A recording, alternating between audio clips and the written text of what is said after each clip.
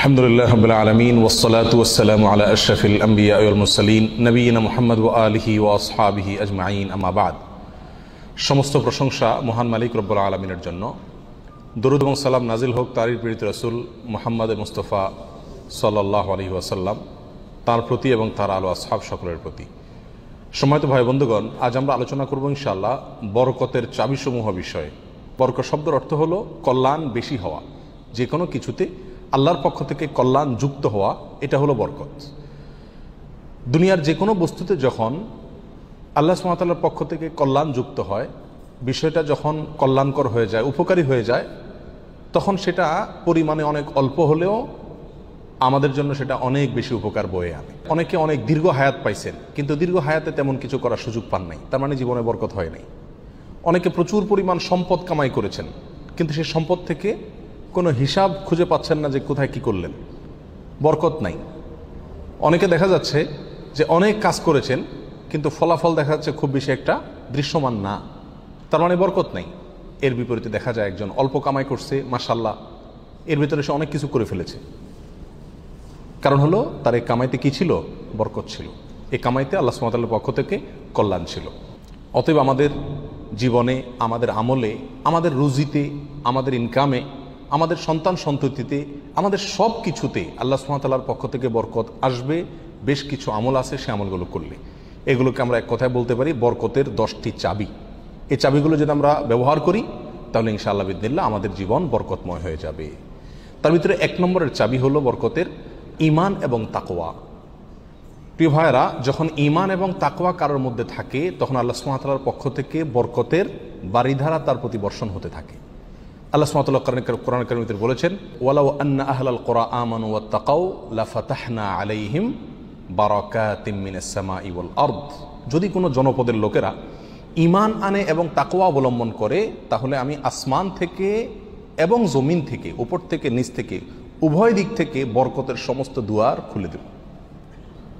সম্মানিত ভাইরা, এই জন্যই দেখা যায় সারা পৃথিবীতে অন্য ধর্মের মানুষেরা, অমুসলিমেরা কোনো কোনো দিক থেকে অনেক বেশি সুখে শান্তিতে আছে বলে আমাদের কাছে মনে হয়, কিন্তু আসলে সুখে শান্তিতে খুব একটা নাই।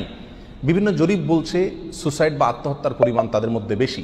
আত্মহত্যা মানুষ তখনই করে যখন সুখের চাইতে দুঃখের পরিমাণ বেড়ে যায়, কিন্তু মুসলমানদের মধ্যে আত্মহত্যার পরিমাণ অনেক কম। মুসলমানরা বেশিরভাগই গরিব, অভাবী, তারপরেও তাদের মধ্যে আত্মহত্যার পরিমাণ কম। এটা একটা আলামত যে তাদের জীবনে কি আছে? বরকত আছে। কারণ ঈমান সামান্য হলেও আছে। আর যার জীবনে ঈমান নাই, তাকে দেখবেন যে অনেক আট্টালিকাতে সে আছে, সুখে শান্তির অনেক উপকরণ তার কাছে আছে, কিন্তু আসলে সুখ শান্তিতে খুব একটা সে নাই, কারণ তার জীবনে কি নাই? বরকত নাই। এই জন্য কেউ যদি ঈমান আনে আর তাকওয়া অবলম্বন করে, এই দুটো জিনিস যদি কারোর ভিতরে থাকে, তাহলে আল্লাহ সুবহানাহু ওয়া তাআলার ওয়াদা হলো আসমান এবং জমিন থেকে বরকতের সমস্ত দুয়ারগুলো তার জন্য কি করে দেওয়া হবে? খুলে দেওয়া হবে। এই জন্য ভাই, ঈমানকে খালেস করতে হবে শিরক থেকে, কুফরি থেকে, নেফাকি থেকে। শিরক, কুফর, নেফাক, এগুলো থেকে ঈমানকে পরিচ্ছন্ন করতে হবে আর তাকওয়া অবলম্বন করতে হবে। তাকওয়া কি? তাকওয়া হলো আল্লাহর ভয়ে যে কোনো হারাম কাজ থেকে বেঁচে থাকা। আল্লাহর ভয়ে যদি আমি হারাম কাজ থেকে বেঁচে থাকার মানসিকতা আমার ভিতরে থাকে, যার ভিতরে যত বেশি থাকবে আল্লাহ সুবহানাহু ওয়া তাআলা তার জীবনকে তত বেশি বরকতময় করে দিবেন। বরকতের 2 নম্বর চাবি হলো যে কোনো কাজের শুরুতে বিসমিল্লাহ বলা। যে কোনো কাজের শুরুতে কি করা? বিসমিল্লাহ বলা। নবী আলাইহিস সালাম বলেছেন, তোমাদের মধ্যে কেউ যখন খানা শুরু করে এবং সে যদি বিসমিল্লাহ বলে, তো শয়তান তার সাথে ওই খাবারে যোগ দিতে পারে না, ভাগ বসাতে পারে না। যেটুকু আছে সেটুকু তার জন্য কল্যাণ বয়ে আনে, কল্যাণ করা হয় খাবার।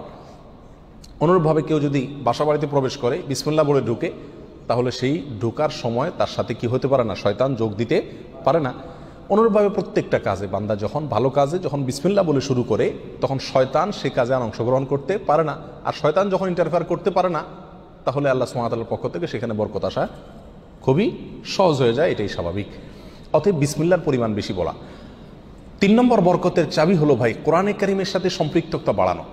যে যত বেশি কোরআনের সাথে সম্পর্ক গড়বে, তার জীবনে তত বেশি বরকত নেমে আসবে। যে ঘরে কোরআন তেলাওয়াত হবে, কোরআনের চর্চা হবে, কোরআনের শেখা হবে, কোরআন বুঝাবুঝি হবে, কোরআনের উপর আমল করার প্রবণতা থাকবে, অভ্যাস থাকবে, সেই ঘরে আল্লাহ সুবহানাহু ওয়া তাআলার বরকত তত বেশি আসবে। আল্লাহ সুবহানাহু ওয়া তাআলা কোরআন কারীমের ভিতরে বলেছেন, ওয়াহাদা কিতাবুন আনজালনাহু মুবারাক। কোরআনে কারীমকে আল্লাহ সুবহানাহু ওয়া তাআলা কোরআনের বহু জায়গায় বলেছেন যে এটা কিতাবে মুবারক, এই কোরআনটা হলো কি বরকতময়, অতএব এর সাথে যে যত বেশি সম্পৃক্ত হবে তত বেশি তার জীবন কি হবে, বরকতময় হয়ে যাবে। নবী আলাইহিস সালাতু ওয়াস সালাম বলেছেন সহিহ মুসলিমের হাদিসে, ইন্নাল্লাহা ইয়ারফাউ বিহাযাল কিতাবি আকওয়ামা ওয়া ইয়াদাউ বিহি আখারিন, আল্লাহ তাআলা এই কিতাব দিয়ে বহু মানুষকে উপরে উঠাবেন, আবার বহু মানুষকে নিচে নামাবেন। অর্থাৎ এই কিতাব কোরআন এটাকে যারা ফলো করবে আল্লাহ তাআলা তাদেরকে মর্যাদা বাড়াবেন, আর যারা ফলো করবে না তাদের মর্যাদা কমাবেন। বাহ্যিকভাবে মনে হবে সুখের সাগরে ভাসছে, আসলে দুঃখের কোনো অন্ত তাদের জীবনে থাকবে না। তাহলে বরকতের 3 নম্বর চাবি হলো কি, কোরআনের সাথে সম্পর্ক বেশি বেশি করা, কোরআন তেলাওয়াত করা, কোরআন বুঝা, কোরআন অনুযায়ী আমল করার চেষ্টা করা। যত বেশি যেই করবে আল্লাহ তাআলা তার জীবনের প্রতিটা পদে পদে তত বেশি কি দিবেন, বরকত দান করবেন। বরকতের 4 নম্বর যে চাবি আছে সেটা হলো ভাই সাদাকা করা, দান করা। কি করা? দান করা, সাদাকা করা। সাদাকা এবং দান করলে বহু হাদিস থেকে বোঝা যায়, জানা যায় যে বিপদ আপদ দূর হয়ে যায়। আমাদের যে কোনো কাজ থেকে, যে কোনো অর্থকড়ি থেকে, যে কোনো উপার্জন থেকে আমাদের কল্যাণটা আসে না, এর একটা বড় কারণ হলো বিপদ এসে যায়। আমি একটা দোকানদারি শুরু করলাম, একটা বিপদ এসে গেল, তাহলে আমার সেখান থেকে কল্যাণটা আর আসলো না।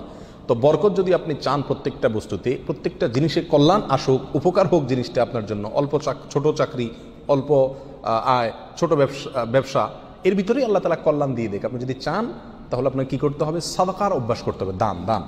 দান করলে মুসিবত এবং বিপদ দূর হয়। তো আপনার ওই অল্প আয় থেকে যখন বিপদ দূর হয়ে যাবে বা বিপদ মুক্ত থাকবে, তখন ইনশাআল্লাহ বিদিনিল্লাহ সেটা আপনার জন্য কি হয়ে যাবে, কল্যাণকর এবং বরকতময় হয়ে যাবে, ওর ভিতরে আপনার জন্য বরকত থাকবে। অতএব সাদাকার অভ্যাস করা, সারা বছর অল্প স্বল্প হলেও, পরিমাণে খুব অল্প হোক। এক হাদিসে আসছে নবী সাল্লাল্লাহু আলাইহি ওয়াসাল্লাম বলেছেন, খেজুরের অংশ দিয়েও যদি হয় তবুও তুমি সাদাকা করে জাহান্নামের আগুন থেকে বাঁচার চেষ্টা করো। বিপদ থেকে রক্ষার জন্য আমরা সাধ্য অনুযায়ী সাদকা করব, অনেক বেশি করা কোনো জরুরি না।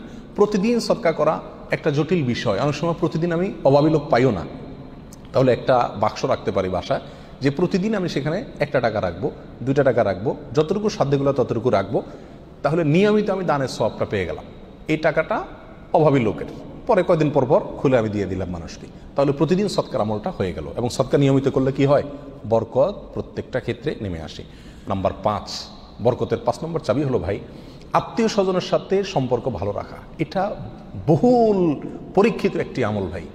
আত্মীয় স্বজনের সাথে যে যত বেশি সম্পর্ক ভালো রাখে, মা বাপ, ভাই বোন, ফুফু, চাচা, কাছের লোকজন, রক্ত সম্পর্কীয় লোক যারা, বিশেষ করে তাদের সাথে যে যত বেশি সম্পর্ক ভালো রাখে এবং তাদের সাথে সম্পর্ককে নষ্ট করে না, তারা যদি দুর্ব্যবহার করে তো নিজের পক্ষ থেকে ভালো ব্যবহার করার চেষ্টা করে, তো এই লোকের জীবনে আল্লাহ তাআলা বরকত দান করেন। এটা পরীক্ষিত বিষয়।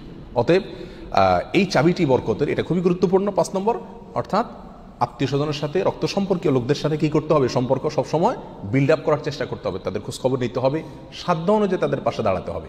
যদি পাশে দাঁড়াতে নাও পারেন, অন্তত সম্পর্কটাকে কি করতে হবে, ভালো রাখার চেষ্টা করে যেতে হবে। নাম্বার 6, বরকতের 6 নম্বর চাবি হলো ভাই, সকালবেলায় ভোরে ভোরে কাজে যাওয়া। নবী আলাইহিস সালাতু ওয়াস সালাম দোয়া করেছেন, আল্লাহুম্মা বারিক লি উম্মতি ফি বুকুরিহা, আল্লাহ আমার উম্মতকে সকালবেলা আপনি বরকত দান করবেন। অন্য এক রওয়ায়াতে আসছে বুরিকা লি উম্মতি ফি বুকুরিহা, তিনি বলেছেন আমার উম্মতের জন্য সকালবেলার সময়টাতে বরকত দেওয়া হয়েছে। অতএব সকালের সময়টাতে আপনি ঘুমায় থাকেন, তাহলে বরকত কোত্থেকে আসবে? এই টাইমটাতে কাজ করতে হবে। এবং কিছু কিছু কাজ আছে, কিছু কিছু পেশা আছে যে সকালবেলা করার মতন, আপনি মার্কেটে দোকান আছে, সকালে ভোরে খোলার সিস্টেম নাই, তাহলে সেটা তো আপনি খুলবেন না, কিন্তু অন্তত তার প্রস্তুতি, প্রাক প্রস্তুতিগুলো সকাল থেকে হয়ে যাওয়া উচিত। এবং সকালের টাইমটা আসলে ঘুমের কোনো উপযুক্ত টাইম না। আপনি রাতে ভালো করে ঘুমান, বেশি করে ঘুমান, সকালে ঘুমাবেন না, দুপুরে ঘুমান, কিন্তু সকালে ঘুম এটা কোনো প্রশংসনীয় ঘুম নয়, স্বাস্থ্যের জন্য ভালো নয়, ইসলামী দৃষ্টি থেকেও খুব বেশি প্রশংসনীয় নয়। এই জন্য সকালবেলা যদি কাজে বের হওয়া যায়, তাহলে ইনশাআল্লাহ জীবনে কি আসবে, বরকত আসবে। যে কাজই করেন আপনি সকালবেলা, সেই কাজে আল্লাহ তাআলা কি দিবেন, বরকত দান করবেন। নাম্বার 7, বরকতের 7 নম্বর চাবি হলো ভাই, নিজে 5 ওয়াক্ত সালাত আদায় করতে হবে এবং পরিবারের লোকদেরকে সালাতের নির্দেশ করতে হবে। বহু লোক নিজে নামাজ পড়ে, কিন্তু বাচ্চা কাচ্চা, ফ্যামিলির লোকজন তারা নামাজ পড়ছে কিনা সে বিষয়ে কি করে না, খবর রাখে না। আল্লাহ সুবহানাহু ওয়া তাআলা কোরআন কারীমে বলেছেন, ওয়া উমুর আহলাকা বিস-সালাত, তুমি তোমার পরিবারকে নামাজের নির্দেশ করো, নিজে তো পড়তেই হবে, পরিবারকেও নির্দেশ করো, ওয়াসতাবির আলাইহা, এবং এটার উপর অটল থাকো, ধরে রাখো এটাকে। তাহলে কি হবে, লা নাসআলুকা রিজকা, আমি তোমাদের কাছ থেকে, আল্লাহ বলছেন আমি তোমাদের কাছ থেকে রিজিক চাই না, নাহনু নারযুকুকা ওয়াল আকিবাতু লিত-তাকওয়া, বরং এই কাজ করলে, আমল করলে আমি তোমাদেরকে রিজিক দিব, বরকত চলে আসবে ইনশাআল্লাহ। নামাজ নিজে পড়তে হবে এবং পরিবারকে নামাজের নির্দেশ করতে হবে। নাম্বার 8, বরকতের 8 নম্বর চাবি হলো ভাই, তাওয়াক্কুল করা আল্লাহর উপরে, আল্লাহর উপরে ভরসা করা। মুমিন যত বেশি আল্লাহর উপরে ভরসা করবে, আল্লাহ তাআলা তত বেশি তাকে সাহায্য করবেন। আর আল্লাহর প্রতি ভরসা যত কমে যাবে, আস্থা যত কমে যাবে, নির্ভরতা যত কমে যাবে, দুনিয়ার কোনো বস্তুর প্রতি যখন আস্থা বেশি হয়ে যাবে, আল্লাহ তাআলা তাকে ওই বস্তুর হাতেই বেইজ্জত করে ছাড়েন। এটাই আল্লাহ সুবহানাহু ওয়া তাআলার সুন্নাহ।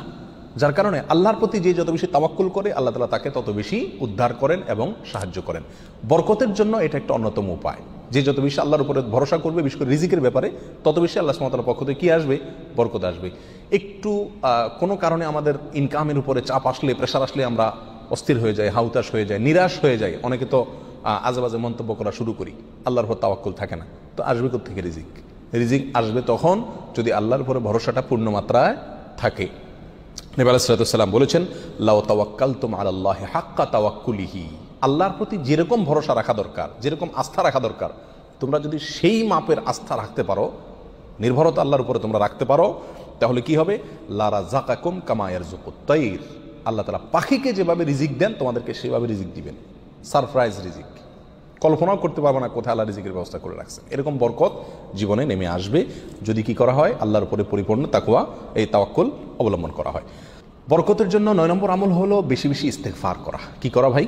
ইস্তেগফার করা। ইস্তেগফার, উঠতে চলতে ফিরতে সব সময় ইস্তেগফার করা। আস্তাগফিরুল্লাহ ওয়া আতুবু ইলাইহি, আস্তাগফিরুল্লাহাল্লাযী লা ইলাহা ইল্লা হুয়াল হাইয়ুল কাইয়্যুম ওয়া আতুবু ইলাইহি। অথবা সাইয়্যিদুল ইস্তেগফার পড়া। কিচ্ছু না পারেন, শুধু আস্তাগফিরুল্লাহ পড়া, আস্তাগফিরুল্লাহ আস্তাগফিরুল্লাহ আস্তাগফিরুল্লাহ ওয়া আতুবু ইলাইহি, এতটুকু পড়া।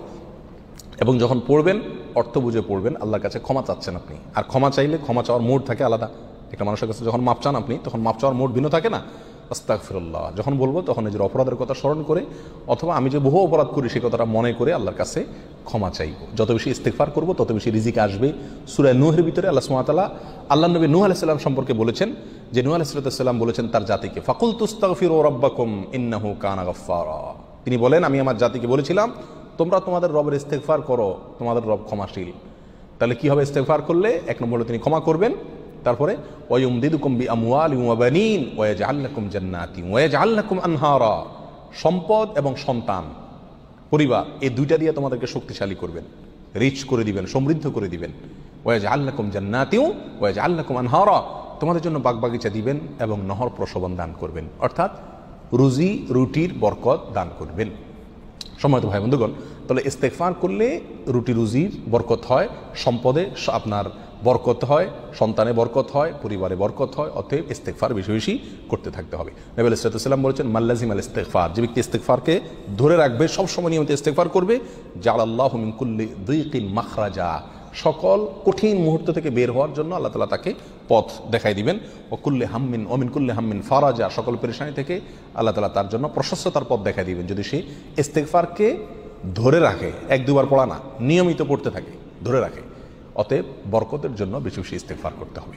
10 নম্বর বরকতের চাবি হলো ভাই, পরিপূর্ণ সালামের ব্যাপক পরিমাণে প্রচলন ঘটাতে হবে, দিতে হবে।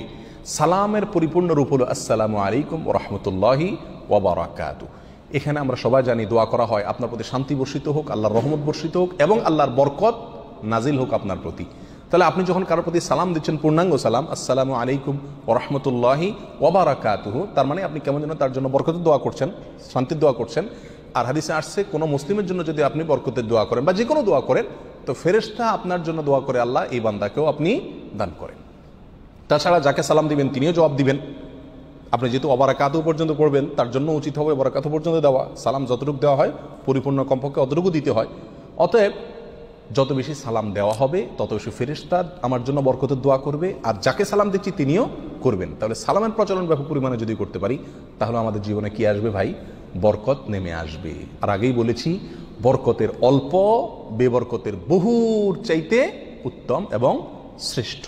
আল্লাহ তাআলা আমাদেরকে বরকতের সম্পদ দান করুক। অধিক সম্পদ নয়, বরকতের সম্পদ। আল্লাহ তাআলা আমাদের বরকতের সন্তান দান করুক।